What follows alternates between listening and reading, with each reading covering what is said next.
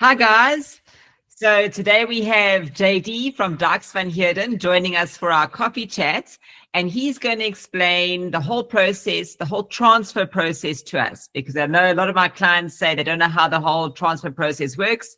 So yes, JD has said he'll help us. So JD, over to you. Hi, Melissa. Thank you for having me again. First things first, the transfer process has been summarized by Dykes van Heerden in a 3-minute video. So all you need to do is go to dvh.law.za, and on our landing page, you have a 3-minute video that explains this, and you can rewatch that as many times as you wish. But if you don't like the video, you can listen to me, and I will try and summarize the 10 steps for us in the next 3 minutes or so. So first things first, you need to understand that you can have 3 attorneys. So you have the bond registration attorney, the bond cancellation attorney, and the transfer attorney. And as in law, everything has an exception. This too has an exception, because instead of having 3, you can have 1 that does all 3. And those transfers we really like, Melissa, because they go quickly. And once again, Dykes van Heerden can be your bond registration and cancellation and transfer attorney, because we're all the bank's banks. So what does a transferring attorney do? They transfer the property. Bond cancellation attorney, they cancel the seller's existing bond, and a bond registration attorney, they register the purchaser's new bond. So that's why you need 3. Luckily, all 3 attorneys are paid by the same person, because the bond cancellation attorney is paid by the seller, and the bond registration attorney and the transferring attorney is paid by the purchaser. Please note that if you get a quote, there's a difference between a transferring cost and a transfer duty cost. Transfer duty cost, money paid to SARS. I can't do anything about that. I'm very sorry. Transfer duty is payable on all transactions above 1,250,000 rand. Or was it now 10,000 rand? I'll go check on that. I think it's 10. 1210. There we go. Thank you, Melissa. And then, unfortunately, if your property is being sold for more than that, then transfer duty will be payable. Transfer costs, on the other hand, those are the only monies that go to the transferring attorney. So let's get to the process. First things first, I phone you up, I introduce myself, and if you're the seller, I ask whether your bond has been paid, because then you will have your title deed, and I need to get your title deed from you. I need the original, and please do me a favor, don't laminate it, don't highlight it, or do anything with that. Yes, I have seen laminated deeds.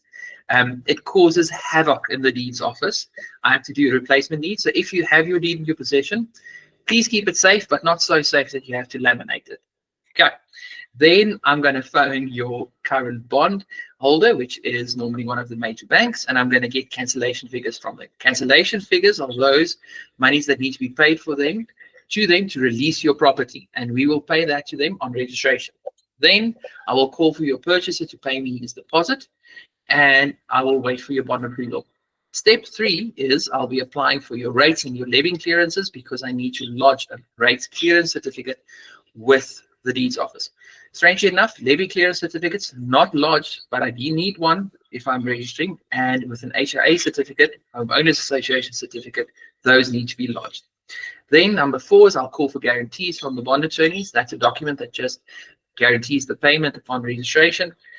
Number 5 would be drafting your transfer documents. Number 6 would be signing your transfer documents. And step 7, finally, I ask you to please pay me.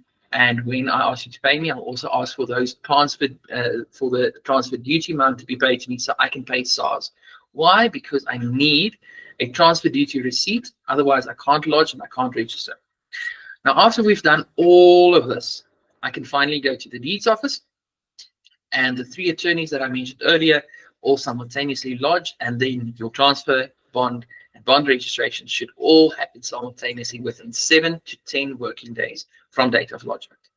And that is the whole process, Melissa. I love it. Thanks. Short and sweet.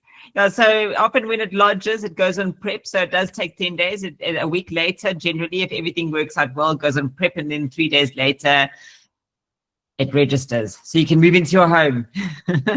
Finally. Yes. Thank you. Thank you, Melissa. Is there anything else that you want to add? No, I think that's it. Please go and watch the video. I put a lot of work into that video. It's a good video. It's better than this video, probably. You know what I'm going to do? I'm going to put this link, okay, first up, and then later in the week, I'll put your video up. Oh, thank you, Melissa. Have I told you that I love you recently? Yes, you have. But thank you. There we go. Awesome. Okay, guys. Thank you so much, JD, for your time. I know you're really, really busy, but I really appreciate your time. Thank you so much. And if you have any questions, guys, you're welcome to message me, and I will make sure I cover it in the next video. Bye for now.